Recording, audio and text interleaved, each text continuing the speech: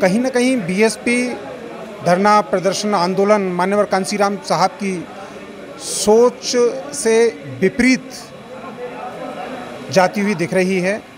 जो काम किसी दौर में माननीय कांसीराम साहब ने किया, वही काम इस देश में आज एडवोकेट चंद्रशेखर आज़ाद जी कर रहे हैं। अब ये तो बीएसपी को अब देखना चाहिए क्या होगा बीएसपी का। ये तो बीएसपी वालों को सोचना चाहिए, बीएसपी को देखना चाहिए आखिर क्या कारण रहे। इसी प्रकार से बाबा साहब की आरपीआई का भी आप हस्र इस देश में देख चुके हैं।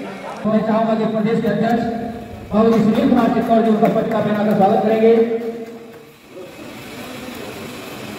आदर्श समाज पार्टी, आदर्श समाज पार्टी, आदर्श समाज पार्टी, आदर्श समाज पार्टी, भाई चंद्रशेखर आजाद, भाई चंद्रशेखर आजाद, भाई विनय रतन, भाई विनय रतन।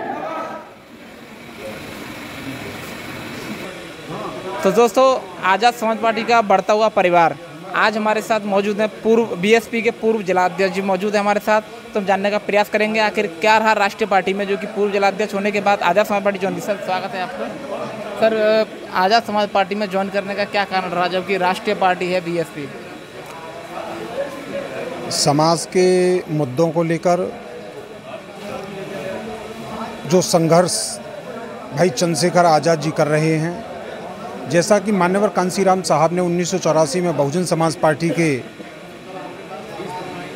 बैनर तले इस देश में धरना प्रदर्शन और आंदोलन किए पूरे देश के अंदर, उससे लोगों में चेतना और जागृति पैदा हुई और बीएसपी के कारवां को आगे बढ़ाने का काम किया।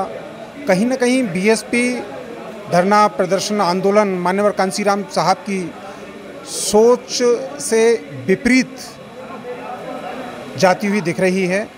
जो काम किसी दौर में माननीय कांसीराम साहब ने किया, वही काम इस देश में आज एडवोकेट चंद्रशेखर आज़ाद जी कर रहे हैं। अब ये तो बीएसपी को अब देखना चाहिए क्या होगा बीएसपी का। ये तो बीएसपी वालों को सोचना चाहिए, बीएसपी को देखना चाहिए आखिर क्या कारण रहे। इसी प्रकार से बाबा साहब की आरपीआई का भी आप हस्र इस देश में देख चुके हैं। तो ये क्या कारण थे, आरपीआई इतने धड़ों में बटी इस देश में। जो आरपीआई है इस देश में 17 धड़ों में बटी, और उसके क्या कारण रहे। तो ये बीएसपी का अपना मामला है, इस पर सोचे विचार करें, मंथन करें आखिर क्यों कार्यकर्ता अब जो है इधर उधर जाने को मजबूर है। तो देख सकते हैं कल तक आकाश आनंद जो कि कोऑर्डिनेटर थे बीएसपी के, वो ये कहते थे कि भीम आर्मी कौन। भीम आर्मी को ना जानने वाले आकाश आनंद को आज पता लग रहा है कि बीएसपी के खुद के कार्यकर्ता जो कि पूर्व जिलाध्यक्ष भी रह चुके हैं, वो आज आज़ाद समाज पार्टी में ज्वाइन कर चुके हैं। और बीएसपी से और भी कार्यकर्ता हैं हमारे साथ, जो बात करने का प्रयास करेंगे। तो आज़ाद समाज पार्टी में न्यू ज्वाइनिंग भी कर रहे हैं लोग। सर स्वागत है आपका, क्या नाम है? सर प्रणाम जी।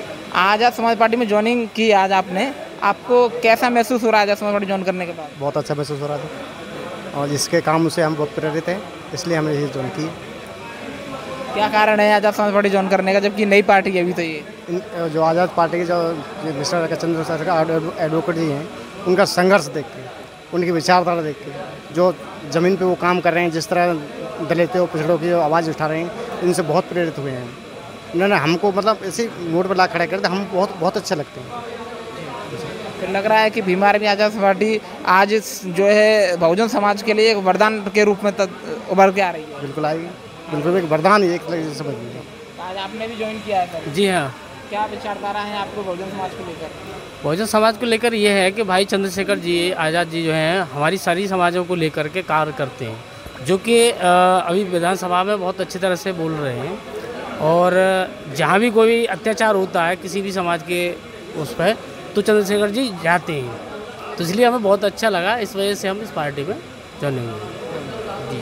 तो अब आगे की रणनीति आपकी क्या है, किस तरीके से कार्य करेंगे पार्टी के लिए? आगे से हमारी रणनीति ये है कि हम पार्टी का पूरा साथ देंगे। हमारे भाई हमारे साथ हैं, जहाँ भी हमें हमारे अभी जो सुप्रीम कोर्ट का आदेश आया है, उसमें भी 21 अगस्त को एक भारत बंद का आंदोलन है, उसमें भी हम थोड़ा सा वो करेंगे, क्योंकि हमारे ये आरक्षण के बारे में छेड़खान हो रही है उसका सहयोग करेंगे हम भाई साहब का। 21 तारीख को जो भारत बंद का आपने मैसेज पढ़ी लिया होगा, तो क्या प्रक्रिया हो सकती है, कितना बड़ा आंदोलन हो सकता है ये? अभी भाई साहब का कुछ विचार है, अभी भाई साहब ने कुछ वो नहीं किया है, बोला नहीं है। अभी जो आदेश आएगा ऊपर से वो हम करने के लिए तैयार। यानी कि चंद्रशेखर आज़ाद जी तो राष्ट्रीय अध्यक्ष, वो आदेश करेंगे, उसके अनुसार आप भारत बंद करने का काम करेंगे। सम्मानित साथियों, आज ये जो राजनीति का जो दौर है इस देश में, वो आप सभी भली भांति परिचित हैं।